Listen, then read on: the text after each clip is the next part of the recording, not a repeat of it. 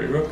I'm the Managing Director of Your Local Movers. We're a moving and storage business based in southeast Queensland that has operations on the south side and the north side of the river, and we've been around since 2007. Coming from our industry was actually a really big benefit because I don't do, and we never have done anything the way our industry does things. So we're in a service business, but I think if you talk to maybe 50% of the moving companies in Australia, they'd say they're in transport. We're not in transport, we're in your home for hours and hours, and then we drive to your next house for 10 minutes, sometimes less, and then we're in your home again. So the people we've hired have been service people, not transport people and not labourers. I think that's the ethos of the business, and because of that, it doesn't matter what we apply that to. We could be applying it to, accounting, we could be applying it to selling product to someone. For me, if the service is there and the people are the right people to do that, that's going to be a successful business because it's focusing on the customer, not so much the operation. I think that's a big difference. My ambition, the goal was always to have something that was bigger than me and that was run as a business, opposed to, there's a lot of, particularly in our industry, there's a lot of businesses that are maybe one guy and he works 100 hours a week to run 2 or 3 trucks. We understand the value of that person long term in our business rather than a transactional environment where we pay them and they do work.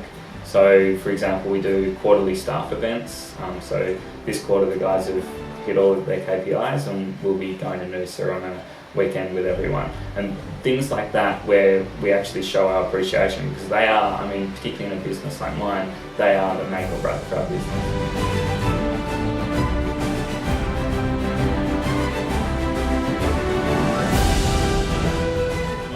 Comes to mind with a lot of Brisbane businesses is the 2011 floods. For me it was particularly challenging. We'd grown 100% that year and I had almost no cash because I just purchased 3 more vehicles and we'd moved into the premises in Rocklea that flooded 2 months after we'd moved into it. So that was really hard, not just from the perspective of having no premises and having to work out ways to operate, but also having really low cash flow.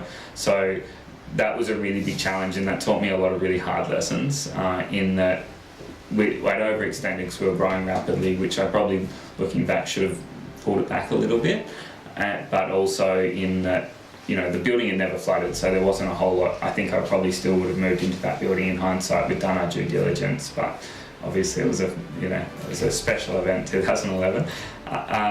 But the management we learnt around that, and I think the empathy we got from other Brisbane businesses and also our customers was really amazing because everyone was in it together, and the Mud Army spirit was really strong. I had staff, which I think is a really important thing that I'd empowered. So I had staff that had responsibilities more than just doing single jobs.